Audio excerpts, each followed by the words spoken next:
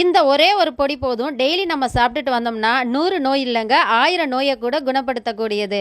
முடி கொட்டுறது, ரத்தம் இல்லாத பிரச்சனை, உடல் நடுக்கம், உடல் சோர்வு, என்னதான் சாப்பிட்டாலும் டயர்டாகவே இருக்குது அப்படின்னா இந்த ஒரு பொடியை மட்டும் நீங்கள் வீட்டில் ட்ரை பண்ணி பாருங்கள்.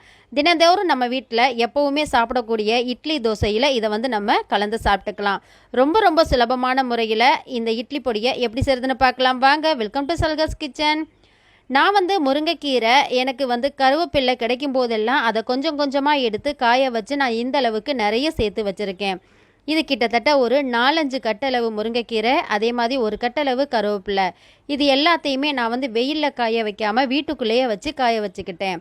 வெயிலில் காய வச்சோம் அப்படின்னா சத்து குறையும்னு சொல்லுவாங்க. ஸோ அதனால் நான் வீட்டில் ஓரத்தில் ஒரு இடத்துல வச்சுட்டேன். இந்த மாதிரி காய வச்சு எடுத்துட்டேன். லாஸ்ட் அன்னைக்கு மட்டும் நான் கொஞ்சமாக வெளியில் வச்சு எடுத்தேன். இந்த மாதிரி மொறுன்னு வந்துருச்சு. இப்போ முதல்ல நம்ம முருங்கைக்கீரையவும் கருவேப்பிலையும் வந்து நமக்கு பவுட்ரு பண்ணி எடுத்துக்கலாம். மற்ற பக்குவங்கள் எல்லாமே நம்ம அப்புறமா பண்ணலாம். இவ்வளோ இருக்கக்கூடிய முருங்கைக்கீரை வந்து நம்ம அரைச்சிட்டோம் அப்படின்னா ரொம்பவே கம்மியாயிரும். எனக்கே ஆச்சரியமாக இருந்துச்சு. நார்மலாக இந்த பொடியை மட்டும் நம்ம முருங்கைக்கீரையவும் கருவேப்பிலையும் பொடி பண்ணி மட்டும் நம்மளால் சாப்பிட முடியாது. அதுக்காக என்ன பண்ணலாம், நம்ம இது கூட இன்னும் நிறைய பொருட்களை சேர்த்து நம்ம பண்ண போகிறோம். இட்லி தோசை சராசரியாக நம்ம வீட்டில் எப்போவுமே இருக்கும். டெய்லி ஒரு தோசையிலையோ இல்லை இட்லிலையோ நம்ம இதை வந்து கலந்து சாப்பிட்லாம். உடம்பு ஆரோக்கியத்துக்கு அவ்வளோ நல்லது. 100 கிராம் அளவு உளுந்து எடுத்திருக்கேன். எள்ளு வந்து நிறைய ரத்தம் ஊறக்கூடியது, உடம்புக்கு பெண்களுக்கு ரொம்ப ரொம்ப நல்லது. இப்போ இது கூடவே பச்சை பயிறு சேர்த்துருக்கேன், வேர்க்கடலை வறுக்காதது, பாதாம் சேர்த்துருக்கேன். இது எல்லாமே கூட குறைச்சி உங்களுடைய இஷ்டத்துக்கு சேர்த்துக்கோங்க. இது கூடவே பொட்டுக்கடலை, பாசி பருப்பு சேர்த்துருக்கேன், ஒரு 150 கிராம் அளவு சேர்த்துருக்கேன். கடலை பருப்பு ஒரு 100 கிராம் அளவு சேர்த்துருக்கேன். இது கூடவே கொஞ்சமாக பெருங்காயத்தூள். இன்னும் இது கூட நீங்கள் நட்ஸு சேர்க்குறதுனா கூட அது உங்களுடைய இஷ்டம்தான். உளுந்து வந்து நம்ம கருப்பு உளுந்து சேர்த்துக்கிட்டா ரொம்பவே நல்லது. இப்போ வறுக்காத வேர்க்கடலை, எல்லா பொருட்களையுமே நம்ம ஆயில் எதுவுமே சேர்க்காமல் நம்ம செய்ய போகிறோம். இந்த வேர்க்கடலையை வந்து நல்லா வறுத்து எடுத்துக்கோங்க. இப்போ இதில் நம்ம போடக்கூடிய பொருள் எல்லாமே 100 இல்லை 1000 நோய்களை குணப்படுத்தும்னு சொன்னேன். உண்மைதாங்க. இப்போ கருப்பு உளுந்து இது எல்லாத்தையுமே நீங்கள் தனித்தனியாக எடுத்து பார்த்தீங்க அப்படின்னா ஒவ்வொன்றிலையுமே 100 நன்மைகள் இருக்கும். ஸோ அது எல்லாத்தையும் சேர்த்து தான் சொல்கிறேன். இது எல்லாத்தையுமே மொத்தமாக நம்ம ஒரே டைமில் நம்ம செஞ்சு சாப்பிடும்போது உடம்புக்கு ரொம்ப ரொம்ப ஆரோக்கியமானது. குழந்தைகள் வந்து பயிர்கள் எடுத்துக்க மாட்டாங்க. ஆனால் ஒரு சில குழந்தைகளுக்கு நம்ம இட்லி தோசை அதில் வந்து சேர்த்து கொடுத்துக்கலாம். இப்போ அடுத்ததாக நம்ம பச்சை பயிரையும் சேர்த்து இந்த மாதிரி வறுத்து எடுத்துக்கலாம். இப்போ நம்ம வந்து அடுத்ததாக பாசி பருப்பையும் இது கூட சேர்த்து வறுத்து எடுத்துக்கலாம். இது நீங்கள் கொஞ்சமாக செய்கிறதா இருந்தால் அதுக்கு வந்து லைட்டாக 2 ட்ராப் வந்து ஆயில் விட்டுட்டு அதில் வறுத்து எடுத்துக்கோங்க. நான் வந்து நிறைய செய்கிறேன். ஸோ ரொம்ப நாளைக்கு இருக்கும் அப்படின்றதுனால ஆயில் வந்து வாட வந்துடும். அதனால நான் ஆயில் எதுவுமே ஊற்றலை. ஆனால் பாதாமுக்கு மட்டும் ஒரு 2 ட்ராப் ஆயில் ஊற்றிட்டு செய்கிறேன். எதுக்காக அப்படின்னா பாதாம் வந்து இந்த மாதிரி ஆயிலில் வறுத்துட்டு சாப்பிடும்போது ரொம்ப டேஸ்ட்டாக இருக்கும்.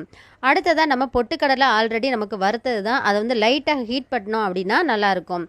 இந்த குண்டு மிளகாய் வந்து ரொம்ப ரொம்ப காரமாக இருக்கும். ஸோ குழந்தைகளும் சாப்பிடுவாங்க அப்படின்றதுனால இந்த குண்டு மிளகாய் வந்து நான் கம்மியாக தான் சேர்த்துருக்கேன். மிளகாய் நீங்கள் நிறைய காரமாக சாப்பிடுவீங்க அப்படின்னா அதுக்கு ஏற்ற மாதிரி நீங்கள் கூட குறைச்சி சேர்த்துக்கோங்க. இந்த அளவுகள் வந்து எனக்கு சரியாக இருந்துச்சு. எல்லா பயிறு வகைகளுமே நான் அளவுக்கு அதிகமாக தான் சேர்த்துருக்கேன். உங்களுக்கு தேவை அப்படின்னா முருங்கைக்கீரைக்கு ஏற்ற மாதிரி நீங்கள் எடுத்துக்கோங்க.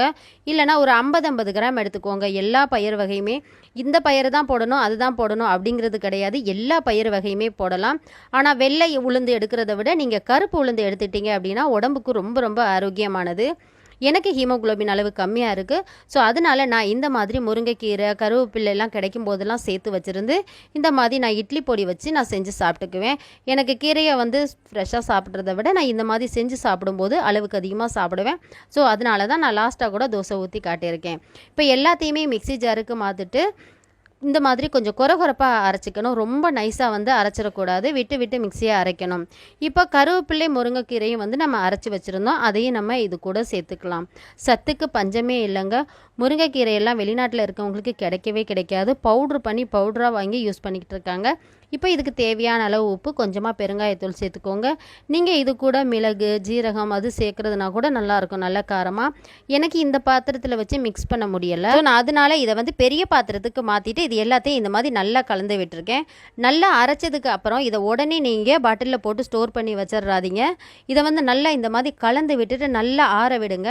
நம்ம அரைச்சி விட்டுருக்கிறதுனால வேர்க்கடலை பாதாமெல்லாம் சேர்த்துருக்கோம். அங்கங்கே கட்டிகள் இருக்கிற மாதிரி இருக்கும். அது எல்லாத்தையும் சேர்த்து இந்த மாதிரி நல்லா நீங்கள் கலந்து விடுங்க. அந்த பொடி எல்லா இடத்துக்கும் மிக்ஸ் ஆகணும், உப்பு மிக்ஸ் ஆகணும். காரம் வந்து முதல்ல சொன்ன மாதிரி நீங்கள் சேர்த்துக்கோங்க. இப்போ நம்ம தோசை ஊற்றிக்கலாம். நான் வந்து டெய்லி இந்த மாதிரி தான் தோசை ஊற்றி சாப்பிடுவேன். எனக்கு தோசைக்கு தொட்டுக்க எதுவுமே தேவைப்படாது. இது இருந்தாலே போதும். இந்த சத்துக்கு நீங்கள் எந்த சத்துமே நம்ம கிட்ட வரவே வராது. அந்தளவுக்கு ஆரோக்கியமானது. நல்லா அகலமாக ஒரு தோசையை ஊற்றிட்டு இப்போ பாருங்கள், நான் வந்து இட்லி பொடியை வந்து எந்த அளவுக்கு எடுத்து தூவுறேன் அப்படின்னு. தோசை மாவு கூட நம்ம ஒரு கரண்டி தான் ஊற்றுவோம். ஆனால் இது வந்து ஒரு கரண்டி அளவுக்கு நான் இந்த மாதிரி போட்டு சாப்பிடுவேங்க. இதுக்கு மேலவே வந்து நல்லா நெய்யை ஊற்றிக்கோங்க. நெய் வந்து உடம்புக்கு நல்லது தான். ரத்தம் குறைவாக இருக்கிறவங்களுக்கு, பெண்களுக்கெல்லாம் வந்து ரொம்ப ரொம்ப நல்லது. ஒருவேளை உங்களுக்கு நெய் வேண்டாம்னு நினச்சிங்க அப்படின்னா இந்த இடத்துல நீங்கள் நல்லெண்ணெய் கூட ஊற்றிக்கோங்க. இதை விட ஒரு சத்தான சாப்பாடு இருக்க முடியுமா அப்படின்னு கேட்டால் எனக்கு தெரியாது. எனக்கு ரொம்ப ரொம்ப பிடிக்கும். இந்த மாதிரி செய்து சாப்பிடுவேன்.